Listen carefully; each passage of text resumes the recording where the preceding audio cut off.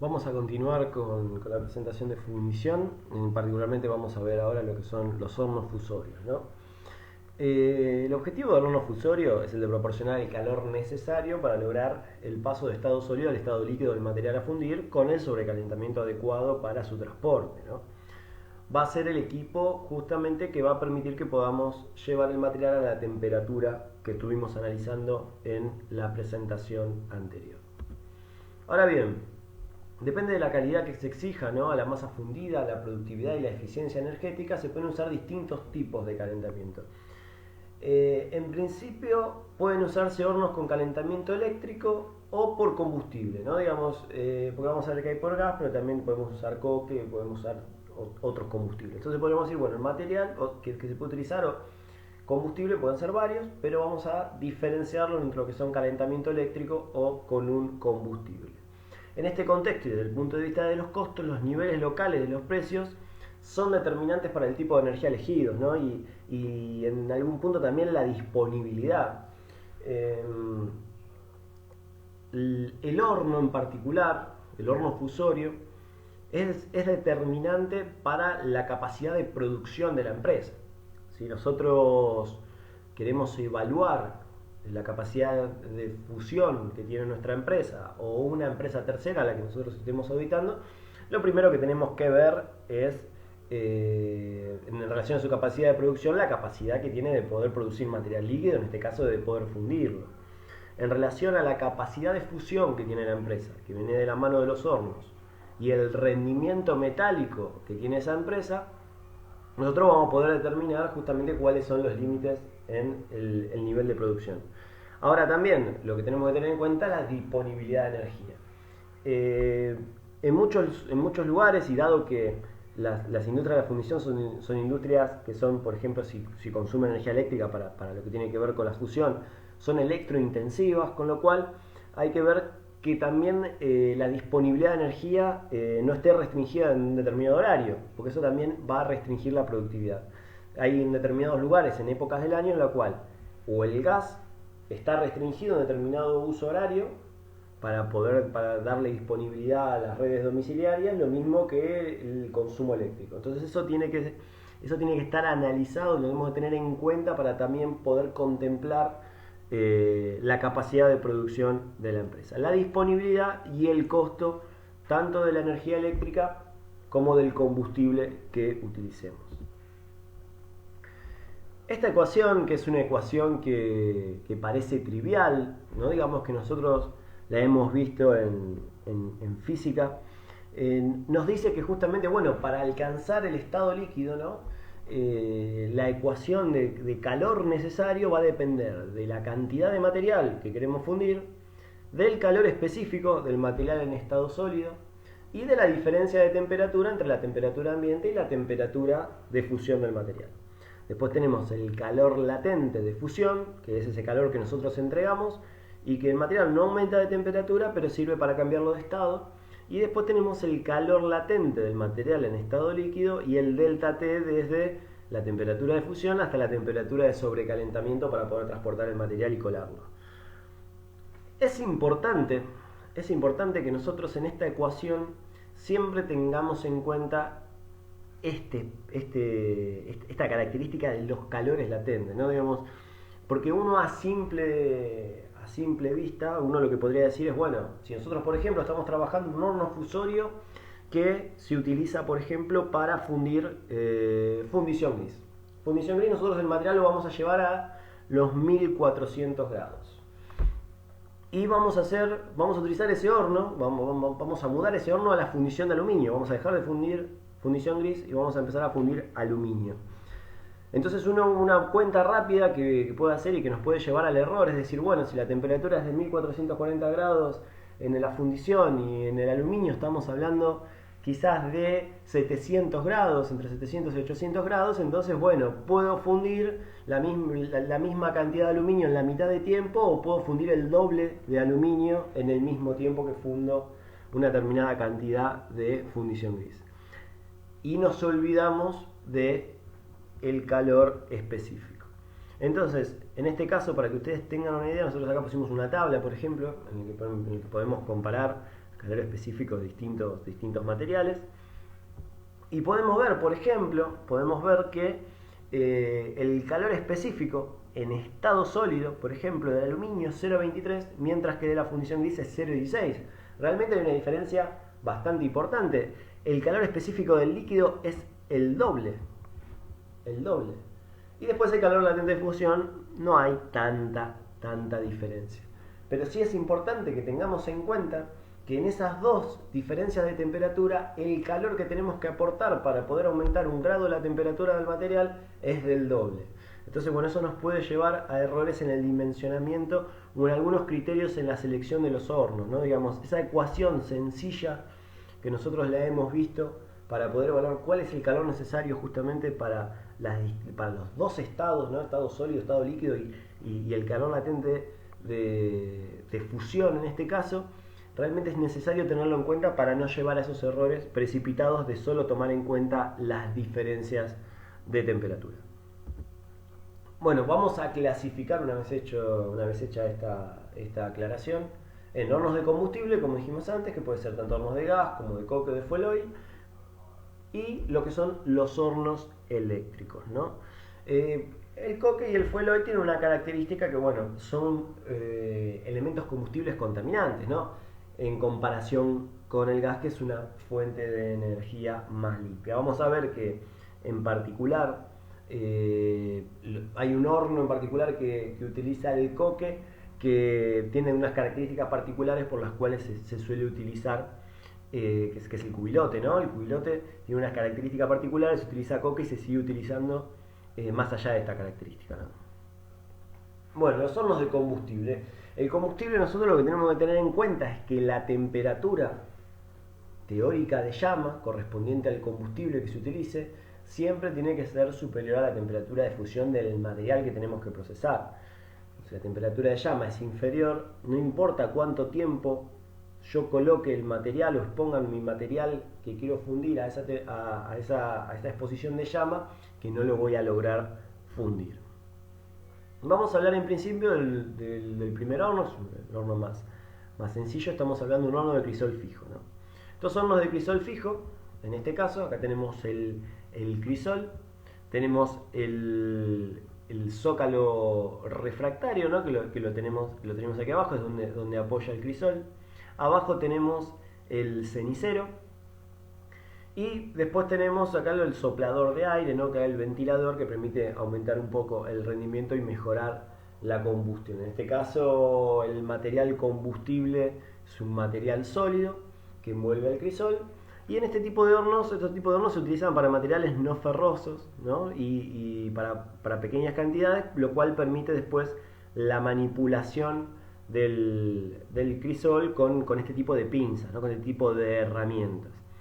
Nuevamente, este tipo de hornos se utilizan para bajas producciones de material líquido.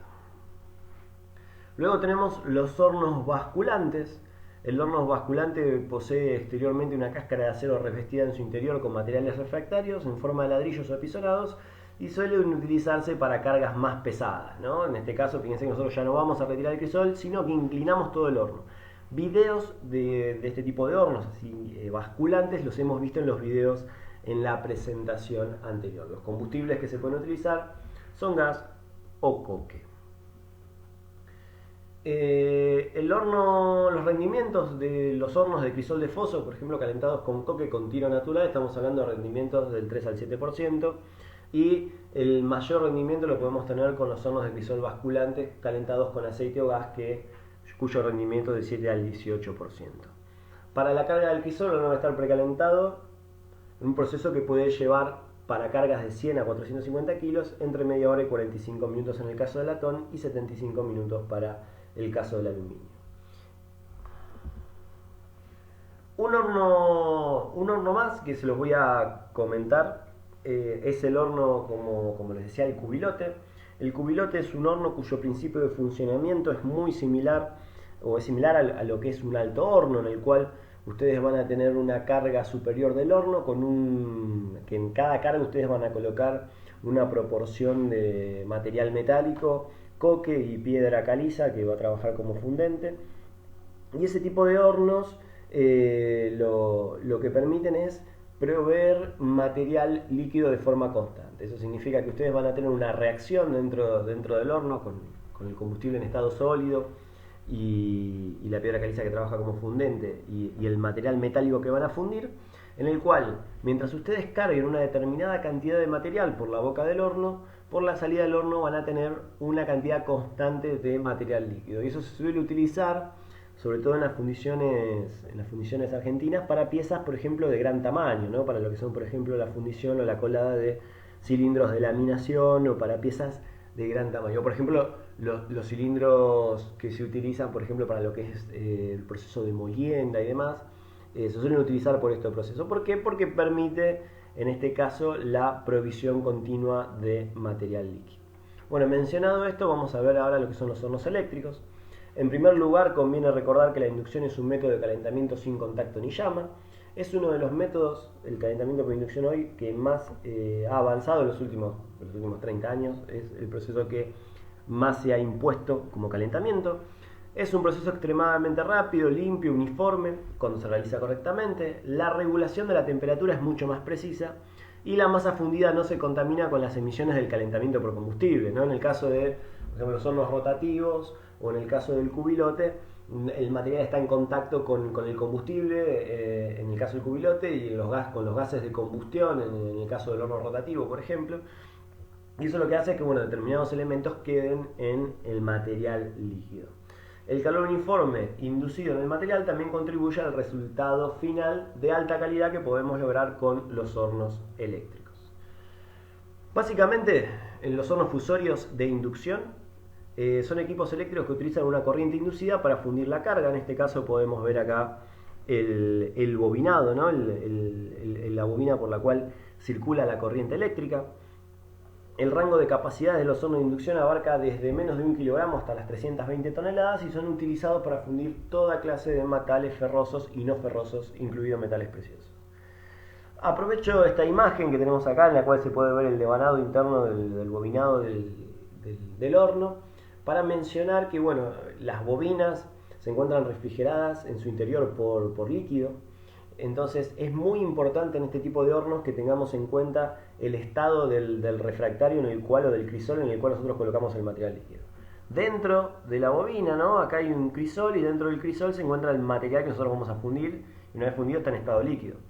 Si por alguna razón se produce una rotura del crisol, toma contacto el material líquido con las bobinas. Las bobinas, nuevamente, como les comento, en el interior tienen líquido, con lo cual si se llega a perforar alguna de las bobinas con el material líquido, lo que tenemos es directamente una explosión del horno. Entonces es muy importante que en este tipo de hornos se tenga especial cuidado con el tema del estado del material del crisol. Entonces, pueden ser los hornos eléctricos, si bien nosotros estuvimos mencionando los de inducción, que son los de la derecha, también existen hornos eléctricos de resistencia, ¿no? Esto es lo que yo les comentaba. Si ustedes acá tienen las bobinas son huecas y tienen circulación de refrigerante en el interior. Entonces es muy importante que esta estructura sea lo suficientemente resistente como para que no haya una pinchadura del horno que tome contacto con las bobinas, justamente por el riesgo de explosión que tenemos en ese caso. Bueno, el horno de inducción, el principio de funcionamiento consiste en una unidad de potencia que inyecta una corriente de frecuencia alterna y variable en una bobina. La corriente que pasa por la bobina forma un campo electromagnético, ¿no? Digamos, la circulación de una corriente variable por un conductor genera un campo magnético que también es variable. Y ese campo magnético variable induce la circulación en cualquier conductor que tenga el alcance del campo magnético variable. Entonces, la fuerza y magnitud de ese campo varía en función de la potencia y la corriente que pasa a través de la bobina y su número de espiras, y la energía calorífica se logra por efecto de corriente alterna y el campo electromagnético que generan corrientes secundarias en la carga. Justamente el campo electromagnético variable genera corrientes secundarias justamente en el material que nosotros vamos a cargar, que tiene que ser conductor de la electricidad. Ahora tenemos algunos rangos de potencia, ¿no? Y velocidades de fusión. Por ejemplo, para que nosotros podamos fundir una tonelada, ¿no? Una tonelada de hierro, en este caso estamos hablando a 1480 grados, necesitamos 500 kilowatt hora. Y esto es un dato que yo quiero que lo mantengamos en mente para que podamos compararlo, por ejemplo, con el aluminio, ¿no? Fíjense, duro aluminio. Necesitamos 560 kilowatt hora por tonelada para poder fundirlo. Y recuerden que para la fundición gris necesitamos 500. Esto es un poco lo que hablábamos del calor específico. Fíjense que necesitamos prácticamente la misma energía para fundir un material que tiene la mitad de la temperatura de fusión. Bueno, en general estos hornos tienen capacidades máximas de carga en sus crisoles de 10 a 12 toneladas. ¿Cuáles son los defectos que podemos encontrar en las piezas fundidas, ¿no? Dentro de lo que son los defectos de las piezas fundidas, uno de los efectos característicos son las sopladuras, por ejemplo. Las sopladuras tienen características superficiales que vienen de la mano con que son esferas con superficies lisas, porque provienen de gases que quedaron atrapados dentro del material líquido. Ese gas puede ser proveniente, por ejemplo, del revestimiento del molde del metal, o también puede ser de gases en materiales que tienen una curva de solubilidad que se modifica con la temperatura del material. Por ejemplo, en el aluminio. El aluminio tiene la característica que puede solubilizar una gran cantidad de hidrógeno a alta temperatura, pero pierde esa capacidad conforme baja la temperatura del material. ¿Esto qué significa? Que el material, el aluminio sobrecalentado en estado líquido, tiene disuelto, si el ambiente lo permite, ¿no? Si tuvo contacto con hidrógeno, tiene disuelto una gran cantidad de hidrógeno. Ahora, ese hidrógeno, cuando el material se empieza a enfriar, el aluminio se empieza a enfriar, empieza a perder, no se puede mantener dentro de la estructura del aluminio, porque el aluminio no tiene capacidad de disolverlo, entonces lo expulsa. Y durante la solidificación lo que sucede es que esas burbujas de hidrógeno, sobre todo lo que es fundición por colada de gravedad, generan defectos como los de la imagen que ustedes están pudiendo observar, que son esféricos con las superficies lisas provenientes justamente de la expulsión del hidrógeno. En el caso del aluminio, lo que se utiliza es un proceso que se denomina desgasificado, que la característica del desgasificado lo que busca es insuflar un gas inerte dentro del baño líquido y que ese gas tenga mayor afinidad con el hidrógeno que el aluminio a alta temperatura. Entonces esto lo que hace es que el gas inerte disuelve el aluminio que está en el baño, y cuando el aluminio baja su temperatura y se empieza a solidificar, no tiene disuelto hidrógeno, entonces este defecto no se genera. Existen diferentes tecnologías para el desgasificado, desde pastillas hasta lanzas, que bueno, lo que hay que buscar es que justamente las burbujas de gas inerte ocupen la mayor superficie posible del baño. Eso se logra con burbujas lo más pequeñas posibles y distribuidas de la forma más homogénea posible dentro de lo que es el baño líquido. También ese gas, como comentamos al principio, puede provenir del revestimiento del molde o del metal. Esto significa que cuando el material caliente entra y toma contacto contra el molde, se generan vapores, se generan gases, y esos gases quedan atrapados. Hay que evitar la utilización de elementos volátiles para el molde, excesivas temperaturas de colada que favorecen el aumento de los gases, o una incorrecta desgasificación del metal, por ejemplo en el caso del aluminio. En este caso, nuevamente la morfología del efecto es prácticamente una esfera con superficies lisas. Esa es la diferencia morfológica que podemos encontrar contra lo que es un rechupe, por ejemplo. El rechupe, como habíamos dicho, es un defecto de contracción. Como ustedes saben, el material se empieza a solidificar si no hay una mazarota o alguna zona del material más gruesa que permita la entrada de material líquido. Si este fue la última zona en solidificar, lo que vamos a tener es este defecto de contracción. Geométricamente, ¿qué diferencias tenemos? Que la superficie es una superficie rugosa, que tiene que ver más con una superficie que muestra la solidificación dendrítica del material, ¿no? Vamos a ver como unas especies de agujas en la superficie. Y eso tiene que ver con cómo es la generación del defecto. Ahora bien, si nosotros decimos que el defecto se genera en el interior de la pieza, ¿cómo es posible que lo podamos ver? Generalmente los defectos de rechupe se suelen observar o se suelen ver en el proceso de mecanizado. O sea, nosotros cuando tenemos que hacer el mecanizado y quitar el sobrematerial que hemos fabricado, que hemos tenido, que después lo vamos a retirar por mecanizado, bueno, ahí exponemos si es que ha salido o que se ha generado algún rechupe en el interior de la pieza. Entonces se trata de una cavidad en el interior de la pieza producto de una zona caliente, disminuye la resistencia lógicamente mecánica y se pueden establecer por simulación computacional, porque la simulación computacional nos va a mostrar los puntos calientes o los últimos puntos en solidificar de la pieza. Acá tenemos el defecto que se llama unión fría o cold shut, que es la falta de unión en el metal donde confluyen dos corrientes que se solidificaron antes de ocupar el espacio en el molde, ¿no? Acá lo que tenemos son dos corrientes de material que se unieron y que no llegaron, en este caso, fíjense, ¿no? En esta zona de acá, se unieron pero no llegaron a soldarse debido a que se solidificaron antes. Esto es un defecto característico de piezas de espesores muy finos. Causa insuficiente fluidez del metal, dijimos que el silicio podría ser una de las posibilidades para aumentar la fluidez, o también elevar la temperatura de colada, utilizar coquillas más calientes o mejorar el número de bebederos. ¿Qué significa utilizar coquillas más calientes? Si estamos trabajando con una matriz metálica, lo que tenemos que hacer es sobrecalentar o precalentar a una temperatura superior, en este caso los moldes metálicos que son las coquillas. Mejorar el número de bebederos significa los canales sobre los que estamos colocando el material. Vieron que nosotros, dentro de los diseños que estuvimos analizando, prácticamente todos tenían un solo canal de ataque. Lo que estamos diciendo acá es trabajar con más canales de ataque para justamente mejorar el llenado. Bueno, entonces, como dijimos, vamos a ver después de lo que eran los defectos y lo que eran los hornos, lo que es el diseño de una pieza fundida. Entonces, los aspectos básicos del diseño del proceso de una colada de molde de arena los vamos a mencionar a partir de ahora.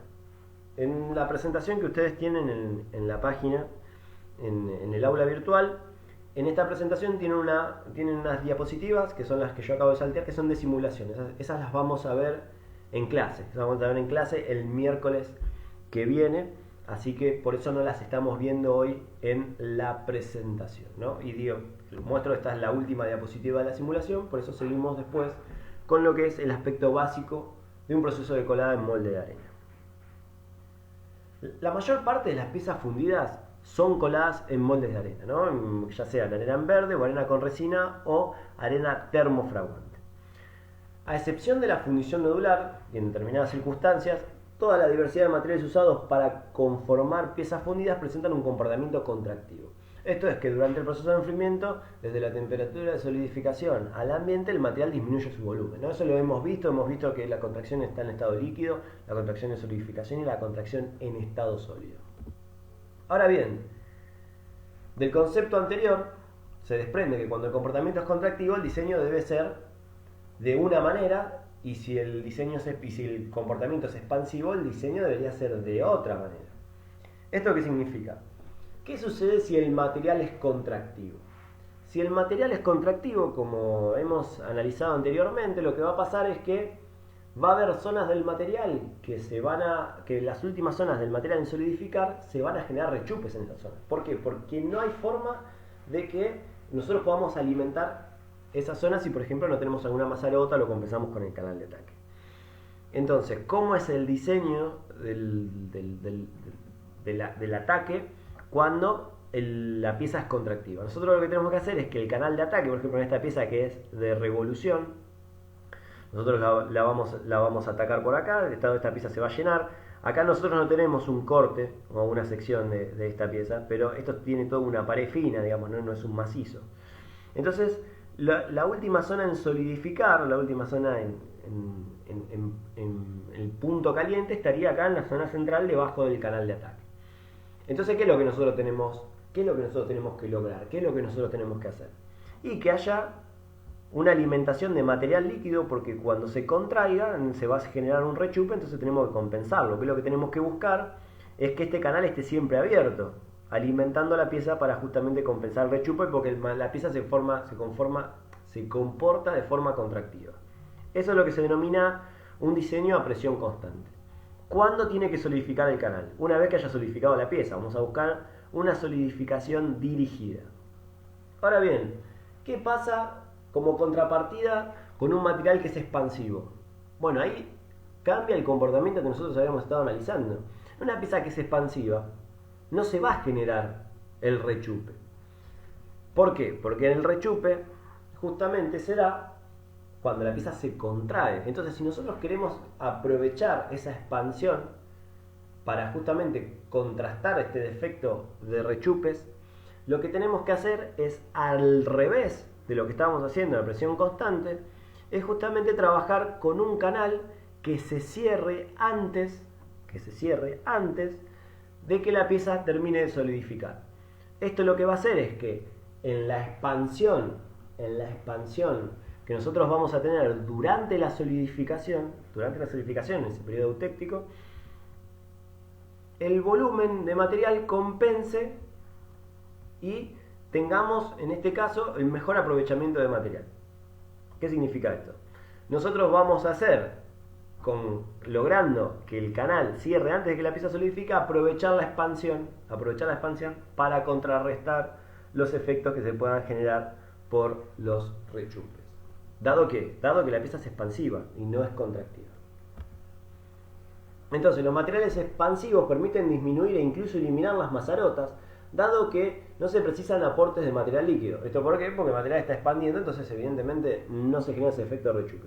Esta clase de comportamiento disminuye los defectos, no pueden aparecer rechupes y aumenta el rendimiento del proceso. Recuerden que el rendimiento del proceso, lo habíamos mencionado en la presentación anterior, es la cantidad o la proporción de material que se transforma en pieza respecto de la proporción de material que se transforma en canal de ataque y mazarotas que las tengo que descartar. Entonces, al aumentar el rendimiento, aumentan los kilogramos de pieza por kilogramo de líquido que nosotros hemos fundido. ¿Qué tenemos que tener en cuenta? Que también, digamos, las piezas que son expansivas o los materiales que son expansivos, eso va a depender del módulo de la pieza, ¿no? Muchas veces lo que sucede es que una misma pieza parte se comporta expansiva y parte se comporta contractiva, porque no solo depende de la calidad del líquido, sino que depende mucho de la velocidad de enfriamiento, y el comportamiento expansivo se da en zonas en las que la velocidad de enfriamiento es muy rápida, que los módulos son muy pequeños. Entonces hay que ser cuidadoso también con este diseño. Nosotros tenemos que ver que una pieza de fundición nodular no es toda expansiva. Va a depender del módulo y generalmente hay zonas que son expansivas y zonas que se comportan contractivas. Entonces, esta idea de trabajar a volumen constante es para que las zonas expansivas compensen a las zonas contractivas. ¿Está bien? Nosotros en este caso usamos un ejemplo en que toda la pieza sería expansiva. Digamos, a lo que voy es, si una pieza, por ejemplo, es toda expansiva, muchas veces lo que sucede es que hasta inclusive puede romper los moldes, digamos, ¿no? Por su comportamiento expansivo. Entonces, generalmente en las piezas lo que suele pasar, sobre todo esto sucede en las piezas que tienen espesores finos, como carcasas de caja o carcasas de carcasas de diferencial, en las cuales hay zonas finas con refuerzos que son más gruesos y demás. Entonces las zonas finas compensan las zonas más gruesas, que tienen un módulo más grande y que contraen. Entonces las zonas finas que expanden compensan con líquidos, si la pieza está bien diseñada, las zonas que contraen. Entonces de esa manera podemos evitar en algunos casos la utilización de mazarotas. En contrapartida, la expansión puede generar los defectos que se conocen como penetración, hinchamiento o en el peor de los casos rotura del molde. Que esto es lo que le comentaba, si la pieza es expansiva y se comporta en su totalidad expansiva, lo que va a pasar, si nosotros no tenemos en cuenta eso y cerramos el canal de ataque, que en algún punto vamos a generar defectos de penetración, que significa que hay zonas del material líquido que rompieron el molde y lo penetraron, hinchamiento, que significa que la pieza queda más grande de lo que hemos logrado porque el molde se ha hinchado, o en el peor de los casos que se rompa el molde, ¿no? Por eso es importante que tengamos en cuenta ese concepto. Entonces, ¿qué pasa si nosotros podemos aplicar bien en una fundición nodular hipereutéctica en la que tenemos módulos que expanden, ¿no? Zonas de la pieza que tienen módulos que permiten su expansión y módulos que se permiten su contracción, y que nosotros eso lo sabemos aprovechar? Es que podemos aumentar el rendimiento metalúrgico de el diseño de la pieza que estemos utilizando. Por ejemplo, aplicando ese concepto, esta pieza que tiene un peso neto de 48 kilos, que el peso total de la pieza era de 100 kilos y por ende el rendimiento era del 48%, sin utilizar filtros en el canal de ataque, Bueno, podemos transformar este diseño en este otro diseño en el cual el peso neto es de 96 kilos, el peso total es de 130 kilos, lo cual da un rendimiento utilizando un filtro en el canal de ataque del 74%. Quien ha podido exponer estos temas con gran claridad es Norberto Rizzo, es ingeniero metalúrgico, que es un ingeniero metalúrgico argentino, que bueno, este concepto él lo ha profundizado en muchas presentaciones a través de su trabajo en una empresa de fabricación de todo lo que tiene que ver con carriers, como que son estos que estamos viendo, en la empresa Dana, ¿no? Y tiene una vasta experiencia en este caso. Siguiendo con el comportamiento contractivo, para que el canal solidifique al final, será necesario que el módulo del canal sea mayor al módulo de la pieza. Entonces, ¿esto qué significa? Nosotros ahora trabajamos una pieza contractiva, ¿no? Estamos hablando de nuestra pieza contrae. Entonces, como una pieza contrae, necesitamos que abastecerla de líquido. Entonces, necesitamos que el canal esté abierto hasta que la pieza se solidifique. ¿Cómo sabemos nosotros que la pieza va a estar abierta hasta que el canal se solidifique? Y bueno, una forma es tomar esta regla, que es que el módulo geométrico del canal sea un 20% mayor al módulo de la pieza. En piezas de geometría simple, como son aquellas de revolución, no se requiere mazarota y el canal de ataque puede ser la misma, lo que haga las veces de mazarota. A medida que aumenta la complejidad geométrica de las piezas y presentan espesores con variaciones significativas, podrán requerir de una o más mazarotas que aporten líquido durante la solidificación dispuestas en la proximidad de los puntos calientes, ¿no? Piezas muy complejas que tienen un comportamiento contractivo, vamos a tener que poner una mazarota en todos los lugares que queden alejados y que el diseño del molde no nos permita, y también el rendimiento metalúrgico. Bueno, muy bien, habiendo hecho esas consideraciones de diseño que vimos anteriormente, vamos a ver cómo llegamos del plano de la pieza mecanizada al plano del modelo. Entonces, al plano de la pieza mecanizada, al igual que lo que sucedía en forja, nosotros le tenemos que agregar los ángulos de salida, le tenemos que agregar un sobrematerial. ¿Y con eso qué vamos a obtener? Vamos a tener un plano de la pieza fundida. Ese plano de la pieza fundida es el plano que nosotros tenemos que negociar con el cliente. Es el plano que si nosotros requerimos de que esa pieza tenga un proceso de terminación y el mecanizador es el que nos va a adquirir nuestra pieza fundida, es con él con quien tendremos que ver y negociar estos aspectos de la pieza fundida, que va a ser el tipo de ángulo de salida que hayamos seleccionado con el sobrematerial. Una vez que está acordado ese plano, que es el que se acorda con el cliente, le agregamos la contracción. ¿Qué contracción? La contracción en estado sólido. Y con eso obtenemos el plano del modelo. Entonces, en principio vamos a analizar qué es lo que sucede con los ángulos de salida. La salida, o también denominado ángulos de salida en los moldes de arena, es necesario ¿para qué? Para poder retirar cuidadosamente el modelo empleado para generar la cavidad. Nosotros lo hemos visto en el video al principio, en esta pieza de aluminio, ¿no? Nosotros tenemos que poder retirar el modelo del molde.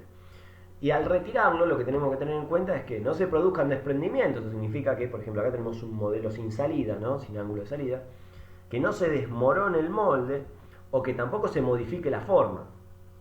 Eso es lo que buscamos a la hora de retirar el modelo. Entonces, los ángulos de salida justamente lo que van a permitir es que podamos retirarlos sin que se generen estos inconvenientes. Habitualmente los ángulos de salida son de 1 a 3 grados. Si la pieza es pequeña, requiere ángulos de salida pequeños, en tanto que si la pieza es alta, es profunda y tiene cavidades interiores, vamos a necesitar ángulos de salida de mayor tamaño. Hay un aspecto de diseño, digamos, y de discusión entre las empresas de fundición, las empresas de forja y las empresas de mecanizado, que tiene que ver con que mientras que el máximo ángulo puede darse cuando no se interfiere con la forma de la pieza fundida, en ocasiones cuando no se puede aceptar un ángulo de salida porque la superficie no será mecanizada o por cuestiones de diseño, bueno, esto se tiene que comunicar y esto tiene que estar acordado con el fundidor, debido a que no es esperable, no se puede esperar que uno pueda fabricar una pieza en fundición de molde de arena sin un ángulo de salida. También eso tiene que estar en claro y esto es lo que se tiene que acordar con el cliente. Sobre material, como dijimos, como es un proceso de fabricación intermedio en la mayoría de los casos, entonces nosotros vamos a tener un sobrematerial que vamos a tener que poder retirar por mecanizado. En relación a los sobremateriales requeridos para el mecanizado final, va a depender del tamaño de la pieza, de las imprecisiones de la pieza resultantes de la rigidez del molde. Recuerden que los moldes, en función del proceso que estemos usando, si en verde el molde no es del todo rígido, lo cual puede hacer que en todo tengamos variaciones en el espesor. Y la distorsión genética proveniente del proceso de enfriamiento. Si la pieza tiene diferentes secciones, lo que puede pasar es que se deforme durante el proceso de enfriamiento. Entonces, dimensiones, si la dimensión principal es de hasta 330 milímetros, en agujeros nosotros lo que vamos a hacer es un sobrematerial de 3,2 milímetros, superficies externas 2,4 milímetros. Y así, en función de la dimensión que tenga la pieza, vamos a darles la sobredimensión suficiente o necesaria para poder después contemplar o compensar tanto las deformaciones como la deformación del molde y las imprecisiones que tenga el proceso. Ahí nosotros ya tenemos el plano de la pieza fundida. Una vez que tenemos el plano de la pieza fundida, tenemos que agregar la contracción para poder fabricar el modelo. Y si estamos trabajando, si vamos a fabricar el molde, por ejemplo la placa modelo, tenemos que tener en cuenta justamente esta contracción también. La contracción del material debe ser considerada en las dimensiones del modelo, de manera tal que al aumentarse las mismas en el porcentaje necesario, la cavidad en el molde resulte de mayor tamaño. El mismo concepto que nosotros utilizábamos en forja, si ustedes recuerdan. Hay algo importante también, que es que hay que tener en cuenta los radios, ¿no? Estos radios son importantes en el diseño. ¿Por qué? Porque si nosotros hacemos dentro de un canal, que ustedes recuerden que va a transportar un líquido, una esquina a 90 grados con aristas vivas,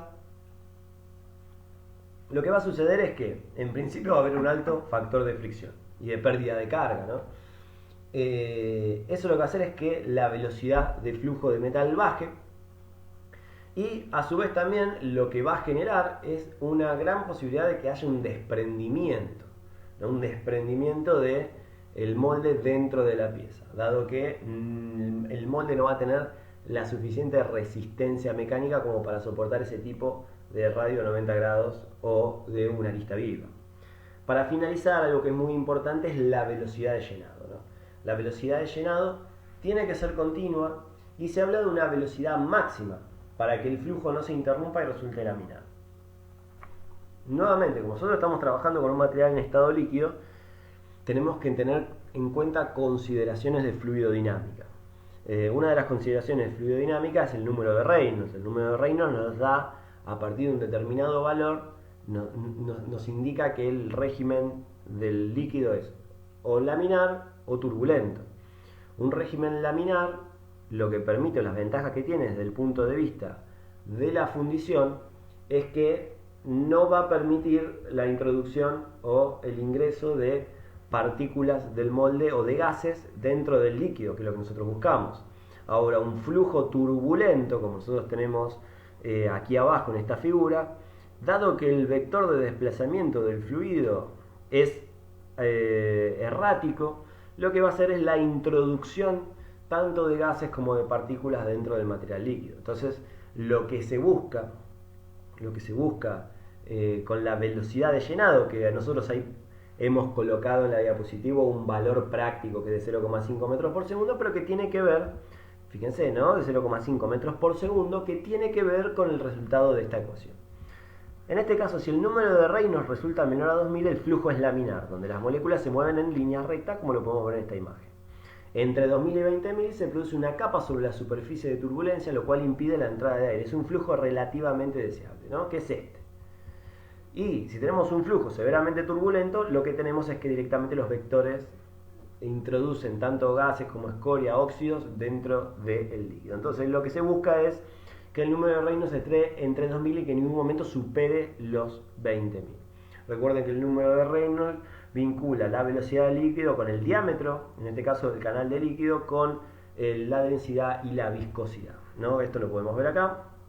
Y por eso la turbulencia puede aumentar la erosión del molde, atrape de gases, inclusiones de escoria y modificar la susceptibilidad a la oxidación, porque dado que está ingresando gases dentro del baño líquido, lo que puede hacer es que tengamos oxidaciones donde no deberíamos tener. Otra característica de diseño que tenemos que tener en cuenta, que es muy importante, es que si estamos trabajando en un molde de arena, hay una idea que es que nosotros necesitamos una determinada cantidad de arena por kilo de material que querramos fundir para poder tener una rigidez óptima del molde. Como ustedes vieron, hay moldes que tienen cajas perimetrales que le dan mayor rigidez y moldes que no la tienen. Entonces, la rigidez que pueda tener el molde y en definitiva entonces la precisión dimensional que tenga nuestra pieza va a depender un poco también de la cantidad de arena que utilicemos en relación a la cantidad de kilos de hierro que querramos fundir. Según Baudo, que es un autor que ha trabajado sobre este tema, ha sacado un índice, una relación, ¿no? Esta relación indica, por ejemplo, que si la relación arena sobre hierro fundido es de 8, las piezas son de muy buena calidad.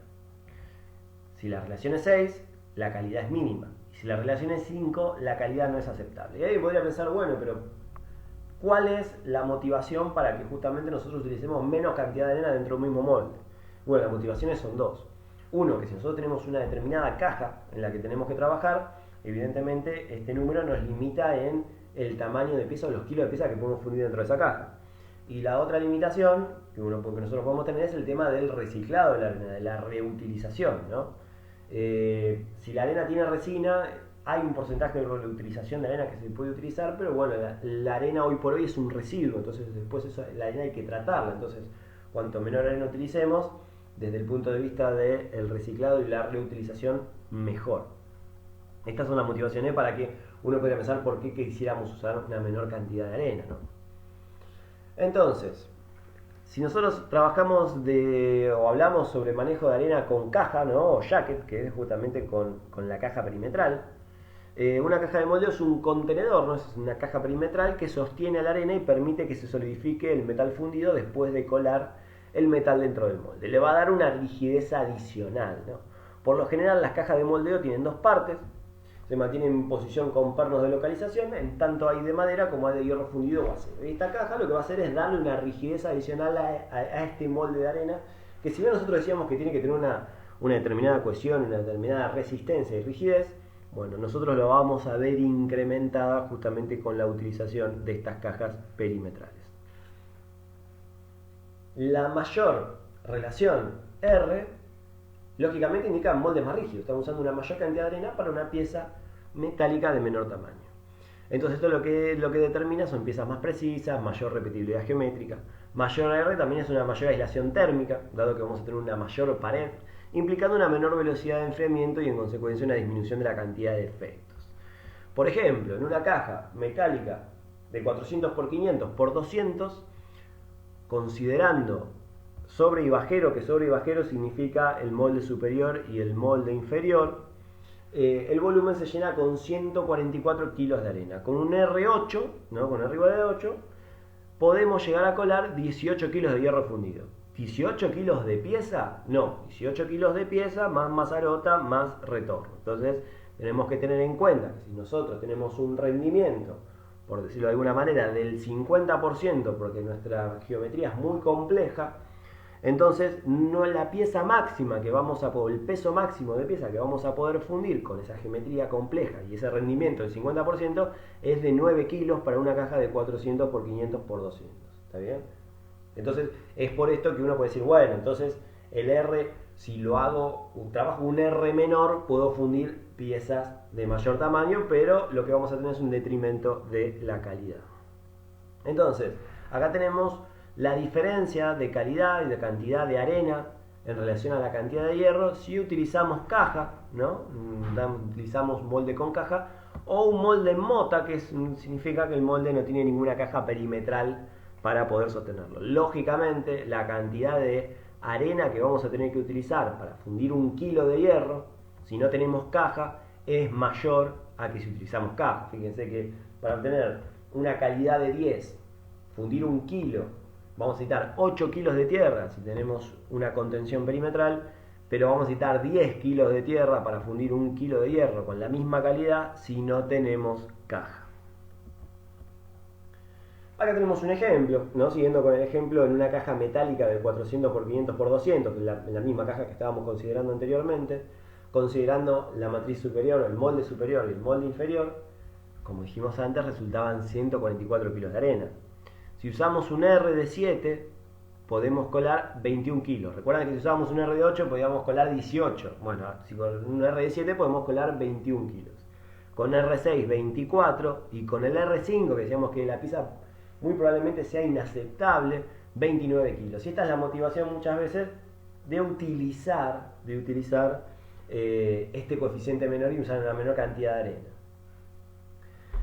Es importante que las cajas generalmente vienen con unas medidas en particular, ¿no? Digamos, hay 8 medidas de cajas en particular, que son las que ustedes pueden ver en esta diapositiva, y con la caja de mayor medida se podrían fundir pieza más retornos, o sea que tenemos que tener en cuenta el rendimiento para saber cuántos kilos de pieza podemos fundir, de entre 144 y 192 kilos con la caja de mayor tamaño.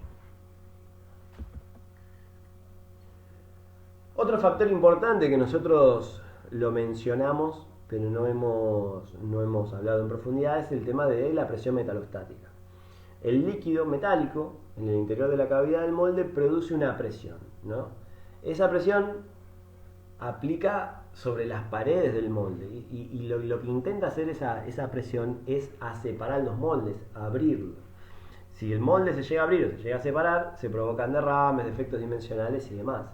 Por esta razón, en la cara superior generalmente se colocan lastres, ¿no? Pesas, que justamente el objetivo que tienen, la función que tienen estas pesas, es justamente de contrarrestar la presión metalostática y evitar la separación del molde o una distorsión dimensional muy grande de las piezas por una apertura o una distorsión muy grande del molde.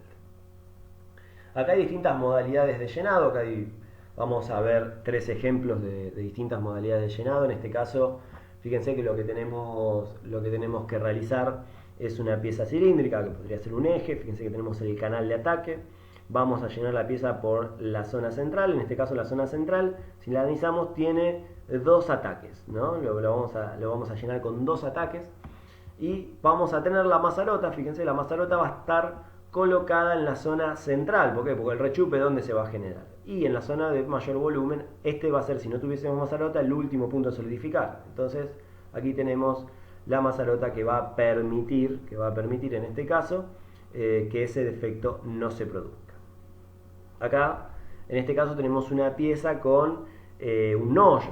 En este caso estamos queriendo hacer un tubo. Fíjense que en este caso vamos a tener el canal de ataque en este sentido, en este caso tenemos el nollo, y el ataque nuevamente lo vamos a hacer con 2 canales de ataque, uno de cada lado, y esto tiene como función, como habíamos comentado, el hecho de poder lograr un mejor llenado sin tener uniones frías, sobre todo si los espesores son finos. Nuevamente ahora fíjense que la mazarota se coloca en la zona más alejada, que podría ser la que podría llegarse en donde podríamos llegar a encontrar un punto caliente en este caso. Bueno, acá tenemos una pieza de mayor complejidad. Fíjense que nosotros acá lo que tenemos es una sección de gran espesor, que en este caso se encuentra en esta zona superior. Nosotros vamos a colocar el material por acá, vamos a tener 2 canales, ¿no? Acá tenemos las 2 mazaretas, pero tenemos 2 canales de ataque por los costados, ¿no? de este rectángulo. Esta zona es la de mayor espesor, esto significa que cuando el material se llene, muy probablemente esta zona de mayor espesor, donde después va a haber que realizar estos 4 agujeros por mecanizado, estos 4 orificios, es muy probable que en estas zonas se generen los defectos de rechupe, que sean los puntos calientes, las últimas zonas en solidificar. Entonces es por eso que en este caso tenemos aquí las mazarotas para poder compensar, en este caso 2 mazarotas para poder compensar los defectos de solidificación en esa zona. Acá vamos a ver un video de fabricación de modelos.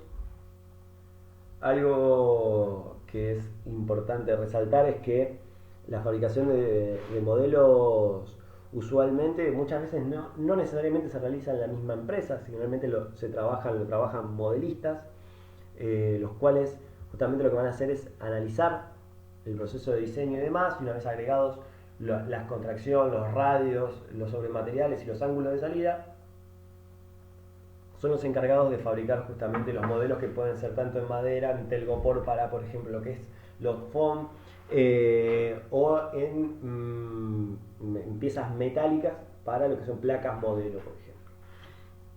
Es usual que, por ejemplo, acá nosotros estamos viendo la fabricación, en este caso, de un modelo, ¿no? En un material muy similar a lo que podría ser un telgopor de alta densidad.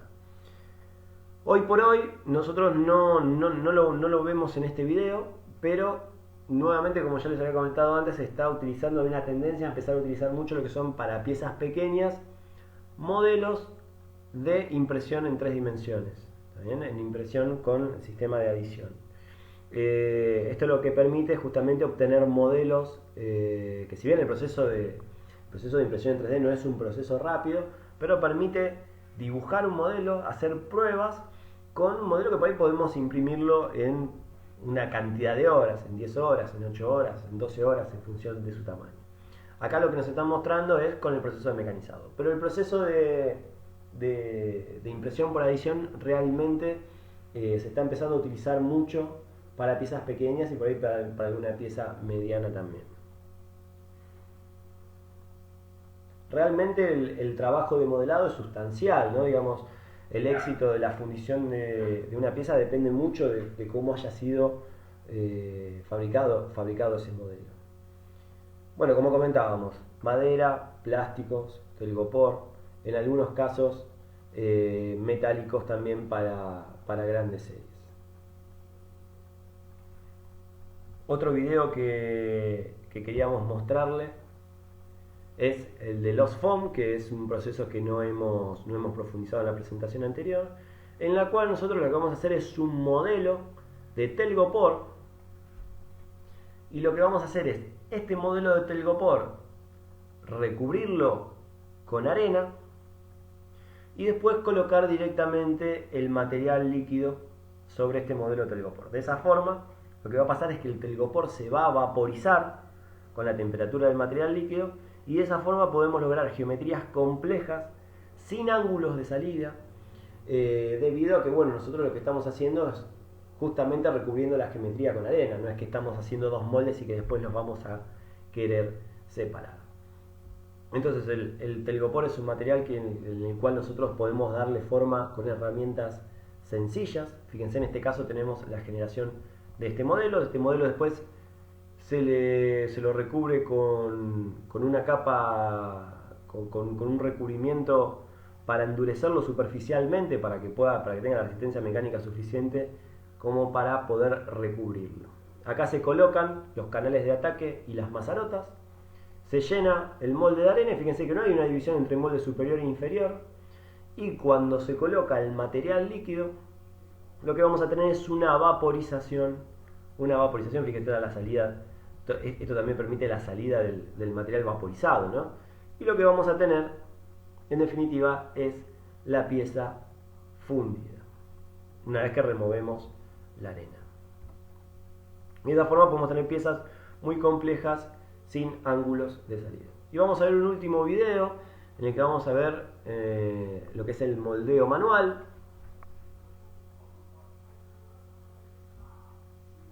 Proceso similar al que estábamos viendo en el primer video de la primera presentación.